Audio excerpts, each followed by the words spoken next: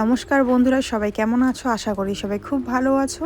আবার নতুন একটা রেসিপি নিয়ে চলে আসলাম। আজকে বানাবো তিলের বিস্কিট। তো চলো শুরু করা যাক। তো বিস্কিট বানানোর জন্য আমি এখানে নিয়েছি সর্বপ্রথম বাদামটাকে আমি এখন মিক্সিতে দিয়ে দেব। এক বাটি বাদাম নিয়েছি।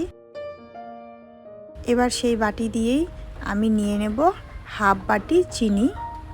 এবার এটাও মিক্সিতে দিয়ে দেব, দিয়ে খুব ভালো করে একটা পেস্ট তৈরি করে নেব চিনি আর বাদামের। তো দেখতেই পারছো বন্ধুরা পেস্টটা। এবার এটাকে আমি একটা বাটির মধ্যে নামিয়ে নেব।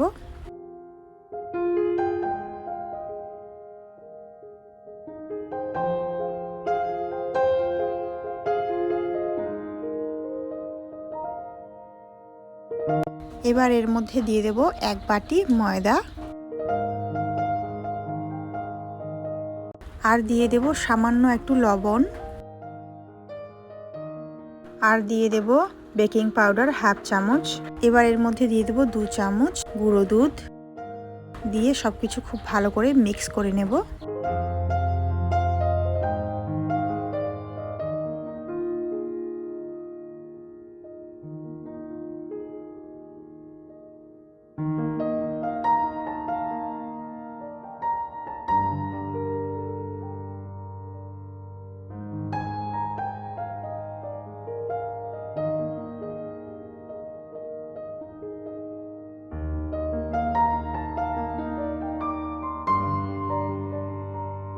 এবার এর মধ্যে দিয়ে দেব 2 চামচের মতো সাদা তেল, দিয়ে খুব ভালো করে ডোটাকে মেখে নেব।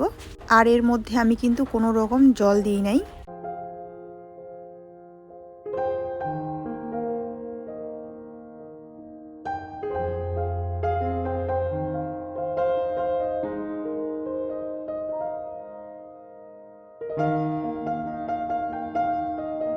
তো ডোটা আমার রেডি হয়ে গেছে বন্ধুরা। এবার এর থেকে আমি একটু একটু করে নেব আর বিস্কিটের আকারে করে নেব।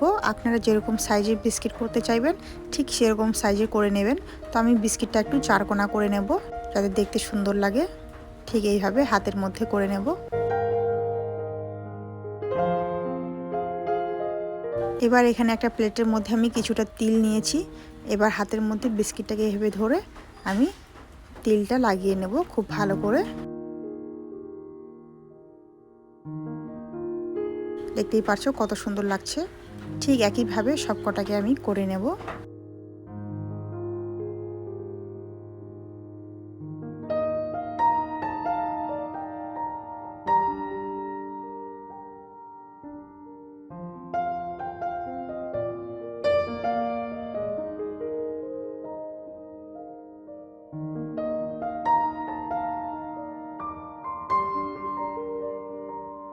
তো সবগুলোকে আমি করে নিয়েছি। এবার একটা প্লেটের মধ্যে আমি হালকা একটু সাদা তেল ব্রাশ করে নিয়েছি। এবার এটাকে আমি কড়াইয়ের মধ্যে দিয়ে দেব।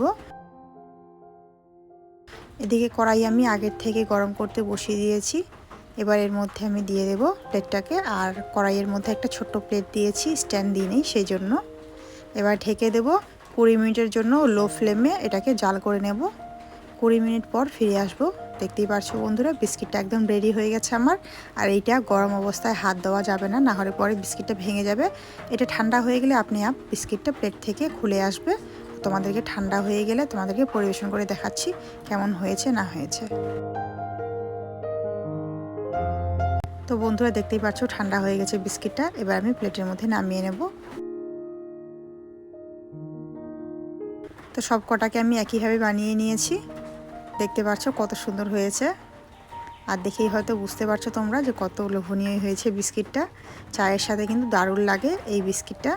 তাহলে আর দেরি কিসের, সবাই বাড়িতে ট্রাই করো। অবশ্যই দেখবে ভালো হবে বিস্কিটটা। খুব সহজে বানিয়ে নিতে পারবে এই বিস্কিট। আর বিস্কিটটা যে খেয়েছে সেই খুব নাম করেছে। তো আজকের রেসিপি কেমন হয়েছে না হয়েছে অবশ্যই কমেন্ট করে বলবে। ভালো লাগলে লাইক দিয়ে পাশে থাকবে। আজকের জন্য এতটুকুই ভিডিও। দেখা হচ্ছে পরবর্তী ভিডিওতে। সবাই ভালো থাকবে, সুস্থ থাকবে।